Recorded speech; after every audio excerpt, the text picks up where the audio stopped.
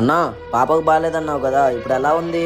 పిల్లకొచ్చింది మామూలు వ్యాధి కాదురా. నా దగ్గర ఉన్న డబ్బు మొత్తం ఖర్చు పెట్టా, ఇప్పుడు సరిపోవట్లేదు. అయిన వాళ్ళని అడిగినా కూడా మొహం మీద లేదంటున్నారా. అంతేలే అన్నా, మనం కష్టాల్లో ఉన్నప్పుడే తెలిసిద్ది మనకి అయిన వాళ్ళు ఎవరో కాని వాళ్ళు ఎవరో. అన్నా నువ్వు బాధపడబాకన్నా, మస్తాన్ బాయ్ చాలా మందికి సాయం చేయడం నేను చూసా. పద ఒకసారి వెళ్ళి అడుగుదాం. గణేష్, మస్తాన్ బాయ్ ఎక్కడున్నాడు? బాయ్తో ఏంట్రా నీకు పని? ఆయన లోపల నమాజ్లో ఉన్నారు. అన్నా వీళ్ళ పాపకు ఒంట్లో బాగాలేదు, బాయ్ని సాయం అడగడానికి వచ్చాడు.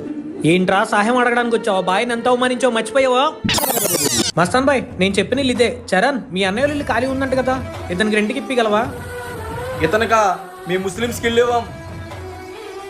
అంత అవమానించి నువ్వు మళ్ళీ ఇప్పుడు ఏ మొహం పెట్టుకుని వచ్చావురా? గణేష్ భాయ్ ఏమైంది? చూడు మస్తాన్ బాయ్, ఆ రోజు నువ్వు ఇల్లు అడిగితే నువ్వు ముస్లిం అని చెప్పి నిన్ను అవమానించాడు. ఈ రోజు వాళ్ళ పాపకు బాగపోతే సహాయం కోసం నీ దగ్గరికి వచ్చాడు. ఆగండి గణేష్ భాయ్, హిందూ ఏంటి, ముస్లిం ఏంటి, క్రిస్టియన్ ఏంటి? ఆపదలో ఉన్నప్పుడు మనకు మనమే సాయం చేసుకోవాలి.